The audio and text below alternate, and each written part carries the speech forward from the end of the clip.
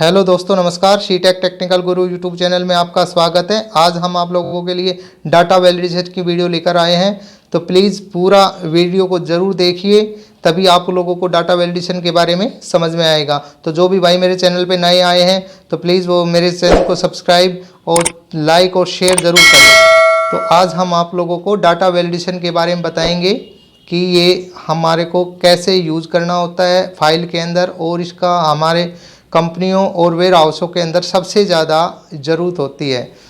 तो हम चलते हैं हम अपनी विंडो पर। तो हमने पहले एक ऑलरेडी टेबल को बना के रखा है डाटा वैलिडेशन के नाम से। तो सबसे पहले हमने सीरियल नंबर, नेम, और इसमें हमने जेंडर, एज, एड्रेस और कोर्स, ये एक हमने सिंपल सी टेबल बनाई है। तो इसमें हम आपको डाटा वैलिडेशन के बारे में बताएंगे भी डाटा वैलिडेशन हम कैसे इसके अंदर लगा सकते हैं और उससे हमारा क्या फ़ायदा है और इससे क्या बेनिफिट मिलते हैं। भाई डाटा वैलिडेशन के जो फार्मूला हम यूज़ करते हैं इसमें एक्सेल के अंदर, तो उससे क्या आप इस पर आप इनपुट डाल सकते हो, क्या मैसेज एरर शो होता है, तो वो सारी चीज़ें हम आपको इस वीडियो के अंदर ज़रूर बताएंगे। तो प्लीज़ वीडियो को लास्ट तक ज़रूर देखें, तभी आप लोगों को डाटा वैलिडेशन के बारे में समझ में आएगा। तो ये हमारा डाटा वैलिडेशन का ऑप्शन है, जिसके अंदर आपका सेटिंग है, मैसेज है और एरर मैसेज है। ये सारी चीज़ें आपको इसमें हम क्लियर कराएंगे वीडियो में। तो सबसे पहले हमने जेंडर का कॉलम लिया है, इसमें मेल फीमेल है, इसको हमने डिलीट कर दिया और सारे कॉलम को हमने सेलेक्ट कर लिया। इसके बाद में हम जाएंगे डाटा वैलिडेशन पर। तो मैं डाटा वैलिडेशन के फॉर्मूल को ओपन कर लेता हूँ। ये हमारा डाटा वैलिडेशन का ओपन हो गया। अब इसके बाद में सेटिंग के अंदर आपको हम यहाँ पे लगा के दिखाएंगे, एनी वैल्यू है, लिस्ट है। अब मैं इस पर क्लिक, एनी वैल्यू है, वोल लिस्ट है, ये सारी चीज़ें इसके अंदर हमारे के सारे ऑप्शन दिखाए गए हैं। भाई लिस्ट पे करना हो या बिटवीन पे करना हो या होल, तो इन सभी का, तो हम यहाँ पे लिस्ट पे क्लिक करते हैं सबसे पहले। और लिस्ट पे क्लिक करने के बाद में हमने यहाँ पे जो ब्लैंक लिया है, जो हमने एक अलग से टेबल बनाई है जिसमें एड्रेस है, जेंडर है, एड्रेस है और कोर्स है।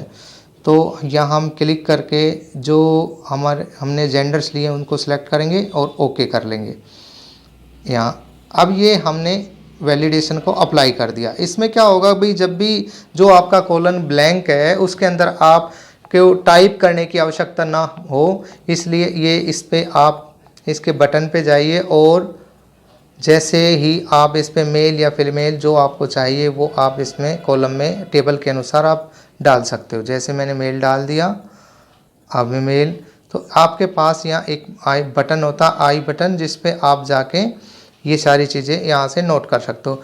वैसे ये एक फॉर्म बनाने में भी डाटा वैलिडेशन का अच्छा काम यूज़ होता है। तो ये हमारी एक टेबल के अंदर ये ऐसे काम करता है कि आप कोई भी यहाँ इनपुट यहाँ पे लिखने की, आपको टाइप करने की आवश्यकता ना पड़े, इसलिए आप यहाँ बटन पे जाके ही वो सेट कर पाओ। तो ये डाटा वैलिडेशन में हमने यहाँ इसको डाटा वैलिडेशन या फार्मूला हमने सेट कर दिया। अब नेक्स्ट इसी के बाद में हम ये करेंगे एज पे। एज में क्या होता है कि भाई हर व्यक्ति की एज अलग अलग होती है, जिसमें आपका किसी व्यक्ति की एज 18 है, 15 है, तो ये सारी चीज़ें आपकी अलग अलग इसमें आपको मिल जाएंगी। तो अब हमने इसको डिलीट कर दिया, सेलेक्ट किया, उसके बाद में डाटा वैलिडेशन पे इस पर हम क्लिक करेंगे और यहाँ हम इस पर बिटवीन का होल नंबर पे क्लिक करेंगे। इसमें हम क्या करेंगे, सारे को सिलेक्ट करके डाटा वैलिडेशन पे जाएंगे। इसके बाद में हमने यहाँ वैल्यू जो रखनी है वो होल नंबर रखना है। ये देखिए सेटिंग पे जाके हम इसको होल नंबर कर लेते हैं। इसके बाद आपके पास दो वैल्यू निकल के आती है, मिनिमम और मैक्सिमम। तो मिनिमम वैल्यू आप कोई भी रख लीजिए। जैसे मान लो हमारे पास भाई स्टूडेंट की एज हमने रख ली, एक भी 17 साल से कम ना आए और 40 साल से ज़्यादा एडमिशन ना ले। तो ये एक हमने एक टेबल बनाने के लिए आपको बताया है। तो हमने यहाँ मिनिमम 17 ईयर कर दी और मैक्सिमम हमने 40 ईयर। तो ये हमने मैक्सिमम के अंदर डाल दिया और ये हम अप्लाई कर देंगे। ये देखिए, ये मैं 40 ईयर इस पर करने के बाद में ये हम अप्लाई करेंगे। ताकि इससे हमारे को ये पता चले कि भाई जो भी बंदा हमारे पास कंप्यूटर सीख रहा है उसकी एज क्या है, तो हम कम से कम मतलब 16 साल का एडमिशन ना लें या 40। तो ये तो सिर्फ हमने एक डाटा बनाने के लिए आपको बताया, जबकि हम एडमिशन तो हम 50 साल को भी सिखा सकते हैं। अब यहाँ हमने सारे को सिलेक्ट कर दिया। अब जैसे मैंने 17 डाला तो कोई वो नहीं, जैसे मैं 16 यहाँ, तो यहाँ पर एक एरर शो हो गया। तो ये एरर शो इसलिए हो गया क्योंकि ये कहता है भाई 16 साल से नीचे हम यहाँ अलाउड नहीं कर रहे। तो आप ना ही 40 ईयर से ऊपर डालोगे वो भी अलाउड होगा, और ना ही 16 ईयर से कम, मतलब 70 ईयर से कम का व्यक्ति यहाँ एंटर कर पाएगा।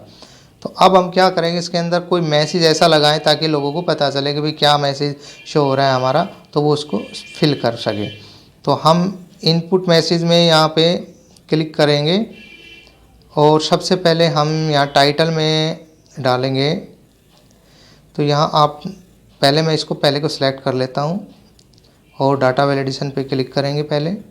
उसके बाद में हमने सेटिंग पे वो सारी चीज़ें पहले ऑलरेडी हमने ली हुई है, क्योंकि वोल नंबर और बिटवीन और मिनिमम और मैक्सिमम। अब इसके बाद में हमने यहाँ एज, टाइटल में हम लिख देंगे एज, क्योंकि उम्र के हिसाब से, और यहाँ लिखेंगे हम feed data of people only 17 to 40 years. तो इसमें क्या होगा भाई, हमारे पास केवल जो है 17 से और 40 साल का व्यक्ति ही फीड करे यहाँ डाटा, जो भी अपना डाटा फीड करना है वो 17, उसकी उम्र 17 से और 40 ईयर ही हो। ये मैसेज शो होगा जब भी वो यहाँ एज के कॉलम में अपनी एज डालता है 18 17, तो ये मैसेज उसको शो हो जाएगा एज के अंदर, कि उसमें ये लिखा आएगा कि feed the data of people only 17 to 40। तो ये हमारा डाटा आपको मैसेज के अंदर शो होगा। अब इसको हम, अब इसके बाद में नेक्स्ट ये भी आना चाहिए भी इसका एरर। जैसे मान लो स्टॉप का भी मान लीजिए किसी ने 16 डाल दिया, तो उसका क्या एरर शो हो, और 14 से ऊपर डाल दो उसका, तो इसके अंदर भी हम मैसेज में टाइप में लिखेंगे। यहाँ पर हम लिख देते हैं you are wrong type, you are wrong type कर लीजिए आप, रोंग टाइप डाटा। तो आपका मतलब ये डाटा जो आप लिख रहे हो वो गलत है, जो आपने यहाँ पे लिखा है वो गलत है। तो इसके लिए हम इसका ये टाइटल तो हमने ये डाल दिया, और मैसेज में डाल देते हैं इसमें, इनपुट मैसेज में here of here only people from here only people from 17 to 40 have to be entered, have to be entered. ये मैं इसमें टाइप कर दिया। तो इसमें क्या हो गया, हमारे दो मैसेज शो होंगे। अगर वो रॉन्ग डाटा डालता है, 16 डालता है, तो उसके पास ये मैसेज आएगा, और वैसे हर कॉलम पे उस पर उसको इनपुट डाटा शो कराया जाएगा कि भाई आप यहाँ जो डाटा डालिए वो 18 से 17 से 40 ही आप इसमें फीड कर सकते हो। तो ये हमने एक एरर स्टॉप मैसेज का भी लगा दिया इसमें, और एक इनपुट मैसेज का भी लगा दिया। तो ये हमारे दोनों मैसेज डाटा वैलिडेशन के अंदर आपको शो हो जाएंगे, जिससे व्यक्ति जो भी इसके अंदर डालेगा, जो भी एंट्री करेगा, तो उसको ये पता चल जाएगा कि भाई हम इसमें रॉन्ग डाटा फीड कर रहे हैं, गलत। क्योंकि कंप्यूटर में जो टेबल में फॉर्मूला लगाएगा वो मांग रहा है 17 से 40, और हम डाल रहे हैं 16 से anyone 100, कुछ भी आप इसके अंदर एंट्री करोगे। तो ये देखिए पहला आपका शो हो गया मैसेज इनपुट के अंदर कि आप feed the data of the people only 17 to 40 year. तो ये देखिए कि आप ओनली यहाँ केवल 17 से और 40 साल के बीच में ही डाटा डालिए। मैं 17 डाल दिया। अब मैं मान लीजिए यहाँ 16 डालता हूँ, तो एंटर जैसे ही करूँगा तो ये आ गया हमारा कि have only people from the 17 to 40 have to be entered. ऊपर ये भी लिखा आ गया कि you are wrong type data, कि आपने गलत डाटा यूज किया है या आप फीड कर रहे हो। तो ये एरर में भी स्टॉप मैसेज में ये आपका शो हो जाएगा। तो ये जो था हमारा डाटा वैलिडेशन में था। तो इनपुट में और एरर में दोनों हम शो कर सकते हैं अपनी टेबल के अंदर कहीं भी। तो ये जहाँ आप जो जिसकी भी एज आप यहाँ डालना चाहते हो 17, 18, 19, 20, 22 वो हम यहाँ पे फिल कर लेंगे। और उसके बाद में ये सब आपके पास। अब मैं लास्ट में एक बार और आपको ये दोबारा से बता देता हूँ कि भाई इसमें अगर हम एंट्री 14 ईयर से ऊपर करते हैं तो उसका भी ये गलत मैसेज दिखाएगा कि भाई आपका जो डाटा है वो गलत है, आप इसको सही कीजिए। तो ये हमने इस पर मैसेज दोनों इनपुट का भी और एरर का दोनों शो करके आपको बता दिया एज में। अब इसके बाद में हमारा लास्ट का है कोर्स का। तो हम कोर्स में भी आपको बताते हैं वैलिडेशन कैसे लगाते हैं। तो ये आपका एज के फार्मूले में लगा। अब हम चलते हैं एड्रेस में भी आप लगा सकते थे यही चीज़। अभी मैंने एड्रेस, भाई आप एड्रेस में अगर आप डालना चाहते हो तो एड्रेस भी ऐसे ही आपने डाटा वैलिडेशन पे जाना है। और सारे अभी फ़िलहाल मैं आपको कोर्स पे लगा के दिखा रहा हूँ। तो कोर्स पे हमने सारे को डिलीट कर दिया जो हमने पहले ऑलरेडी फीड किया था डाटा। अब मैं इसको सिलेक्ट करके डाटा वैलिडेशन पे गया और यहाँ आपने लिस्ट पे क्लिक करना है। ये देखिए लिस्ट पे क्लिक करेंगे। अब इसके बाद में हम लिस्ट पे क्लिक करने के बाद में हमने यहाँ पे क्लिक दबा के और हमने जो अलग से एक टेबल बना के रखी है तो उसमें से हमने इसका जो कोर्स के जो कोड रखे हैं ADSC BDSC वो सिलेक्ट करके डाल देंगे। ये देखिए ये हमारे पास एक लास्ट में एक टेबल बनाई हमने अलग से। तो ये आपकी जो है यहाँ पे इनको हम सेलेक्ट करेंगे दोनों कॉलम को और यहाँ पे डाल देंगे और ओके कर दीजिए।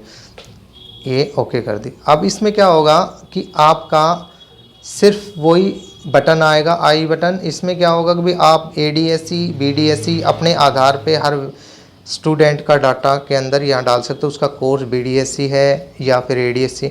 आप अगर यहाँ अलग कोर्स डालने की कोशिश करोगे तो वो भी रॉन्ग दिखाएगा। यहाँ से उसका भी एक मैसेज आएगा कि आप अलग टाइप करते हो तो वो भी गलत होगा। तो इसलिए हमने ये दोनों के मैसेज यहाँ पे शो करा दिए।